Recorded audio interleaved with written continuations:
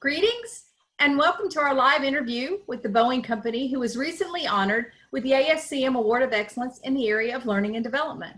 My name is Carolyn Lawrence and I'm the Director of Corporate Membership for ASCM, and I am absolutely thrilled to be joined by Beth Anderson, who is the Vice President of Supply Planning and Enablement at Boeing. Beth, thank you for joining us today, and more importantly, congratulations on your award. Thank you, Carolyn. Well, it's just a pleasure and an honor to be here. We are thrilled to have been selected for this award, and our team has worked so hard over the last couple of years. So to be recognized by ASCM with this award is truly an honor. Thank you very much. Beth, can you do me a favor and share a little bit with our LinkedIn audience about sort of what drove you to begin the training and the learning and the development that you did, and maybe some of the specific challenges you were trying to overcome with this initiative? Sure. Well, Carolyn, you know, with big companies, there's a lot of complexity, and we have so many legacy companies that have come together. We have hundreds of different computing systems, legacy systems and tools and processes that just didn't talk to each other. We didn't speak the same language, even though we did common kind of work. And so we really recognized that if we were going to elevate and take our supply chain performance to the next level, we needed to identify a common way of doing business around supply chain. And the first thing we did was just go out and research and say, where's industry best practices? Let's learn from those that are doing really great things. And so we did that research. We found out the wonderful body of knowledge and work that APICS and ASCM has done. And we just said, this is the path we want to go down. And we needed to get to standard work. We needed to get to standard processes, because we have people that are doing fantastic work throughout our company, but if you don't do things in a common way, you can't compare, and then you're debating. And so for us, using common metrics, using common language, speaking in the same kind of terminology was just like the first step in really enabling us to unlock the potential that we have. And then we saw the added benefit of elevating our supply chain professionals, giving them more development opportunities so that they could reach their potential. And then translate all that into improved performance. If you look at our supply chain and the impact to the bottom line and the value to our customers, supply chain is huge. And so improving that overall performance through elevating our teammates was just another one of our objectives. Great, great. So can you share with me a little bit about how the APICS body of knowledge sort of enabled your initiative? I know in reading your award submission, you talk specifically about the One Boeing initiative. So maybe how does ASCM and its body of knowledge sort of play into that One Boeing initiative? Yeah, well, I just want to start on that question by saying we have been just blessed by working with some fantastic people from ASCM, and our master coach who has been with us since day one has been fantastic. And so being able to take all that knowledge that has been built up in all of the work, and then putting it in a way that we could consume it within Boeing and apply it to our, the vast different business units, the different programs that we're working on, and tailor it to those that need a 30-minute, what is SCORE, what does it mean? What is the terminology? Give me the basics. And we had probably almost 2,000 people that went through a 30-minute, just an introduction to what SCORE is, so that when we went out and talked to people, they understood. And then we developed a session that was a couple days for the practitioners and even for those that wanted to go through and get SCORE professional certified or designated through ASCM. And so we had several hundred people that went through that training and have a large body now that has been designated, which is really exciting. We came up with specific training for executives and senior leaders and had over 550 leaders, because we knew that with any initiative, with any change, you have to have leaders that are on board and showing that they have skin in the game, that they're going to invest their time and energy, that they're going to go through the training, and they're going to participate in our transformation learning programs, and they're going to be part of it. And so being able to take that body of knowledge and insert the Boeing objectives into the training, so it wasn't, you know, textbook. It was more tailored and very specific to our Boeing community. And then we went even one step further. We had a train the trainer extra day. So as we went through, we knew that we didn't want to be completely reliant on external instructors. So we had a pretty significant group of people who wanted to train. And so they went through an extra day, and now I have been able to go out and do training internally. And I'd say with COVID and with all the virtual work we've gone through, and we were the first company that's gone through and done all virtual 4P training. And I think it was the first time that we've tailored the material so that we could deal with our current situation, and it seems like it's going to be the way we do business in a lot of different ways. So we're excited to work with you in developing that.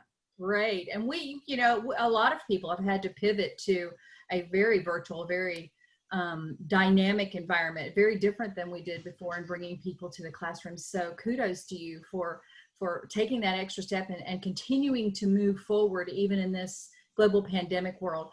So as we think about all of the initiatives that you've done, the top-down training, the bottom-up training, and all of the things in between, what do you think are some of the sustainable and lasting organizational improvements that you either have already achieved or you expect to achieve as sort of part of this whole initiative? Yeah. Again, I would start with the people. They were so energized because a lot of our younger, newer associates, you know, have gone through training in the universities, and they're professional paying people, and they've learned about SCORE in their college academics. And so being able to then see that Boeing was going to take industry best practices and incorporate it into the way we do our supply chain execution was gratifying to them. And so we've got a large community of practice that we have established, and there's certain criteria that you can get into the community. And we have people from around the world that now are representatives at their sites. We have hundreds of sites worldwide, and we've done a really good job of getting people globally distributed. So I think lasting is this community of practice and the people that feel empowered to go make change happen through the transformation learning practices and to successfully drive change within the organization. Second is, I touched a little bit on the TLPs, the transformation learning projects, but that is such a disciplined approach to identify, your end-to-end supply chain, look at your current state, be able to compare yourself to industry best, and then go find the gaps and get to real root cause and make significant change. Because we've all been through incremental improvements, or you get a lot of energy and you see some improvement, and then you kind of, the energy might come back down, and you go back to doing things the way you always have if you really don't get to root cause. And so the TLPs provided this disciplined approach with end-to-end, down to the tier 3 process levels, and identify where you have those gaps and where you can apply energy and resources to really close the gap and improve your performance. So I think the discipline and rigor around the TLP is something that we'll continue to use.